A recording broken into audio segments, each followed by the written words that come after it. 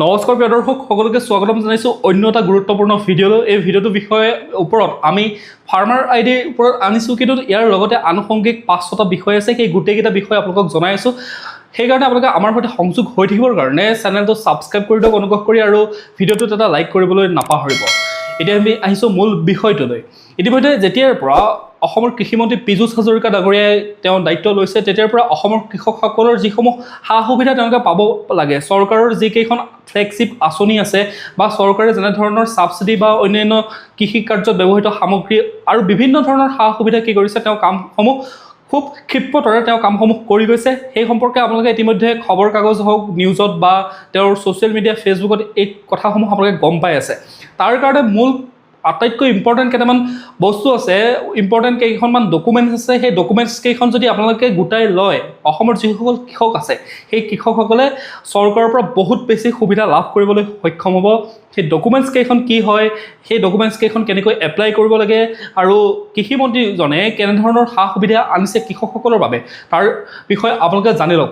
পোনপ্ৰথমে আমি যিটো ফাৰ্মাৰ আইডি, চবতকৈ ইম্পৰ্টেণ্ট কথাটো হ'ল ফাৰ্মাৰ আইডি। আপুনি যদি এজন কৃষক হয় তেতিয়াহ'লে চৰকাৰীভাৱে এটা আপোনাক কৃষক আইডেণ্টিটি নাম্বাৰ দিব, অৰ্থাৎ ফাৰ্মাৰ আইডি নাম্বাৰ দিব, আৰু সেই আইডি নাম্বাৰটো ব্যৱহাৰ কৰি আপুনি চৰকাৰৰ সকলো ধৰণৰ ফ্লেগশ্বিপ আঁচনি আৰু বাকী ছাবচিডি হওক বা পাৱাৰ টিলাৰ বা অন্যান্য যিকোনো ধৰণৰ কৃষি ক্ষেত্ৰত ব্যৱহৃত হোৱা সা সঁজুলি আপুনি ক্ৰয় কৰোঁতে বহুত কম মূল্যত কিনিব পাৰিব বা আপুনি বিনামূল্যে পাবলৈ সক্ষম হ'ব। এতিয়া কথাটো হ'ল যে কৃষক সন্মান নিধি হওক, ফচল বীমা যোজনা হওক, কৃষি সিঞ্চয় যোজনা হওক, কিষাণ ক্ৰেডিট কাৰ্ড হওক, উচিত মূল্যত ধান আৰু সৰিয়হ ক্ৰয় কৰা হওক, বা আপুনি যদি ধৰি লওক আধি খেতি কৰি আছে কিন্তু আপুনি এজন কৃষক, আপোনাৰ নিজৰ মাটি নাই, তাৰ বাবে আপুনি কি হৈছে PM কিষাণৰ যিটো ধন আছে 2000 টকাকৈ যে দিয়ে, অৰ্থাৎ বছৰি 6000 টকা দিয়ে, সেই 6000 টকাটো আপোনাৰ নামত মাটি নথকাৰ বাবে আপুনি কি হৈছে সেই পইচাটো পাবলৈ সক্ষম হোৱা নাই। বা যিসকল ক্ষুদ্ৰ চাহ খেতিয়ক আছে, চাহ খেতিয়কসকলেও PM কিষাণৰ ধন লাভ কৰিবলৈ সক্ষম হোৱা নাই। এই সম্পৰ্কতে চৰকাৰে কৃষিমন্ত্ৰী পীযুষ হাজৰিকাই শেহতীয়াকৈ যেতিয়া কেন্দ্ৰীয় কৃষিমন্ত্ৰীগৰাকী আহিছিল, শিৱৰাজ সিং চৌহান আহিছিলে, তেওঁৰ লগত এই সম্পৰ্কে কথা পাতিছে আৰু এই সম্পৰ্কে অতি সোনকালে তেওঁলোকে পদক্ষেপ ল'বলৈ গৈ আছে। তাৰ কাৰণে আপোনালোকক মূল বিষয়টো, প্ৰথমটো বিষয় হৈছে যে এখন আপোনালোকক ফাৰ্মাৰ আইডি কাৰ্ড লাগিব আপোনাৰ নামত। ধৰি লওক যদি আপোনাৰ নিজৰ নামত খেতি বাতি আছে তেতিয়াতো ভাল কথাই, নিজৰ নামত খেতি বাতি নাথাকিলেও আপুনি PM কিষাণৰ ধন বা অন্যান্য সা সুবিধাসমূহ পাবলৈ সক্ষম হ'ব। এতিয়া আমি আহিছোঁ মূল কথাটোলৈ, ফাৰ্মাৰ আইডি এখন কেনেকৈ এপ্লাই কৰিব। ফাৰ্মাৰ আইডি এখন এপ্লাই কৰিবলৈ হ'লে প্ৰয়োজনীয় 4টা চৰ্ত আছে। সেই চৰ্তকেইটা মই আপোনালোকক বুজাই দি আছোঁ।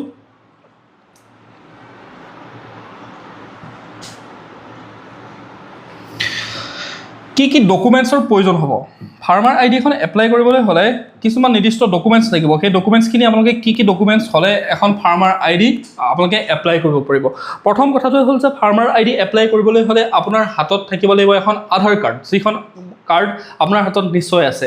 কাৰো হাতত আধাৰ কাৰ্ড নথকাকৈ থাকে নে, খুব কম বেছি পৰিমাণে, একদম কম পৰিমাণে কাৰোবাৰ হাতত আধাৰ কাৰ্ড নাথাকিব পাৰে, কিন্তু মেক্সিমাম 99% মানুহৰ হাততে কি আছে, আধাৰ কাৰ্ড আছে। আধাৰ কাৰ্ডখন আপোনাক ইম্পৰ্টেণ্ট হ'ব, আৰু এই আধাৰ কাৰ্ডখন আপোনাৰ মোবাইল নাম্বাৰৰ সৈতে সংযোগ হৈ থাকিব লাগিব।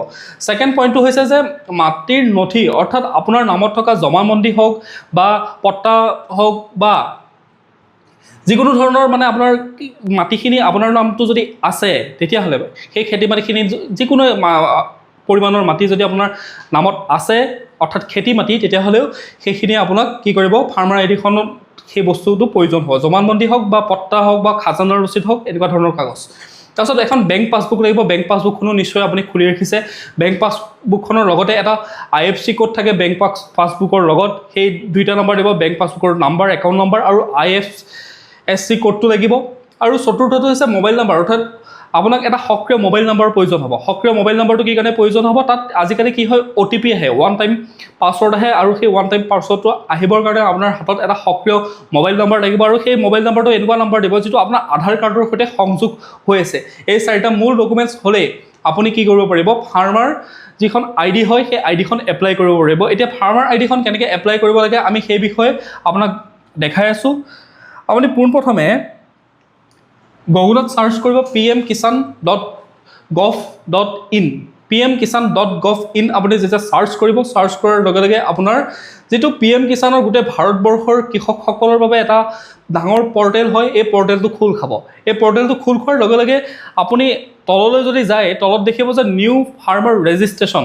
ইয়াতে আপোনালোকে ইয়েলো কালাৰ দেখি আছে যে নিউ ফাৰ্মাৰ ৰেজিষ্ট্ৰেশ্যন, আৰু এই নিউ ফাৰ্মাৰ ৰেজিষ্ট্ৰেশ্যনৰ জৰিয়তে আপোনাক যিখন ফাৰ্মাৰ আইডিৰ প্ৰয়োজন হৈ আছে, সেই ফাৰ্মাৰ আইডিখন আপুনি ইয়াতে এপ্লাই কৰি পেলাই লগত উলিয়াব পাৰিব।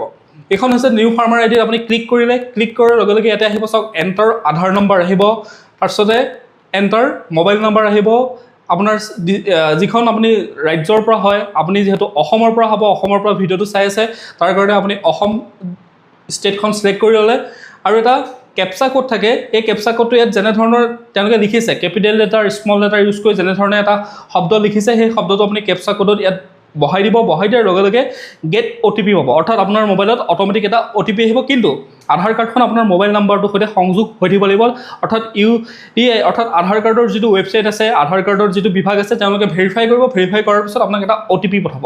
OTPটো খোলাৰ লগে লগে এখন ফৰ্ম খোল খাব, আৰু সেই ফৰ্মখনতে আপুনি আপোনাৰ মূল যিসমূহ আপোনাৰ নাম, ঘৰ ক'ত, আপোনাৰ নাম কি, আপোনাৰ পেৰেণ্টছৰ নাম কি, বা মা দেউতাৰ নাম কি, আৰু কোন মৌজা, কোন মহকুমা, কোন ৰাজহ চক্ৰ, সেই গোটেইখিনি কথা আপুনি ইয়াতে উল্লেখ কৰিব লাগিব।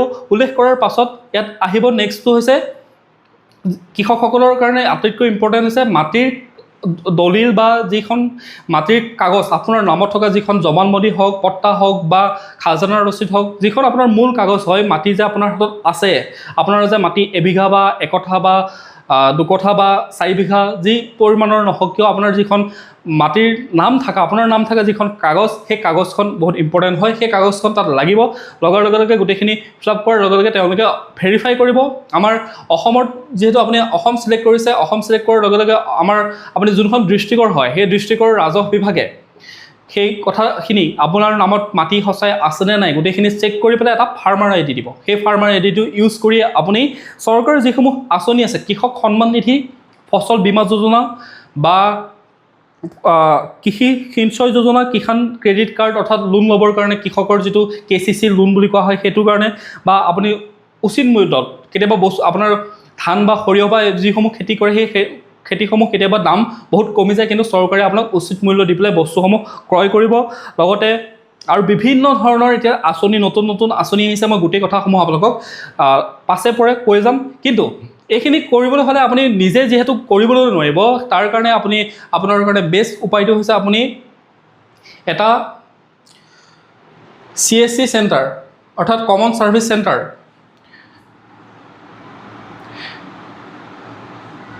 আপুনি এটা CSC চেণ্টাৰত গৈ পেলাই আপুনি ক'ব যে এখন মোক ফাৰ্মাৰ আইডি লাগে, ফাৰ্মাৰ আইডিখন বনাই দিয়া বুলি ক'ব। আৰু তেওঁলোকে আপুনি নিজে মোবাইলত কৰি থাকিব নালাগে, মোবাইলত কৰিলে উল্টা পুল্টা হ'ব। PDF আপলোড কৰিব লাগিব, কিবা ফটো আপলোড কৰিব লাগিব, ইমান MB আপলোড কৰিব লাগিব, ইমান KB আপলোড কৰিব লাগিব, সেইবিলাক কৰি থাকিলে আপোনাৰ খেলি মেলি হ'ব। তাৰ কাৰণে 50 টকা এটা দিব, দি পেলাই CSC চেণ্টাৰত ধুনীয়াকৈ গৈ তেওঁলোকে সেই PM কিষাণ পৰ্টেলত গৈ পেলাই তেওঁলোকে সেই ফাৰ্মাৰ আইডিখন আপোনাক উলিয়াই দিব। মূল কথাটো হ'ল যে আপোনাৰ নামটো থকা মাটিৰ যিকোনো এখন কাগজ আপুনি লৈ যাব, আধাৰ কাৰ্ডখন লৈ যাব, বেংক পাছবুকখন লৈ যাব, তাৰপিছতে আপোনাৰ সক্ৰিয় মোবাইল নম্বৰটো লৈ যাব। এই 3টা ডকুমেণ্টছ যদি আপুনি লৈ যায়, ধুনীয়াকৈ ফাৰ্মাৰ আইডিখন আপুনি উলিয়াই ল'ব পাৰিব। আৰু ফাৰ্মাৰ আইডিখন উলিয়াই লওক অতি সোনকালে, কাৰণ অসম চৰকাৰে যেতিয়াৰ পৰা পীযুষ হাজৰিকা ডাঙৰীয়াই তেওঁ কৃষি বিভাগৰ দায়িত্ব লাভ কৰিছে, তেতিয়াৰ পৰা আপোনালোকে দেখিছে চাগে যে বিভিন্ন ধৰণৰ আঁচনিসমূহ তেওঁ সকলো যাতে কৃষকে লাভ কৰিব পাৰে, সকলো কৃষকে যাতে তাৰ যিটো বেনিফিটছটো পায়, তাৰ কাৰণে তেওঁ বিভিন্ন জিলাত গৈ, বিভিন্ন সদৰত গৈ, বিভিন্ন মহকুমা ৰাজহ চক্ৰত গৈ তেওঁ অহৰ্নিশে কাম কৰি আছে, যাতে কৃষকসকলে এই বেনিফিটছসমূহ পায়। তাৰ কাৰণে মূল কাগজখন আপোনালোকে উলিয়াই লওক, আৰু উলিয়াই লৈ পেলাই যিসমূহ সুবিধা লাভ কৰিব লাগে, সেই গোটেই সুবিধাসমূহ আপোনালোকে লাভ কৰক। ভিডিঅ'টো চোৱাৰ বাবে বহুত বহুত ধন্যবাদ। পুনৰ অন্য এটা ভিডিঅ'ত লগ পোৱাৰ আশাৰে আপোনাক বহুত বহুত ধন্যবাদ জ্ঞাপন কৰিছোঁ।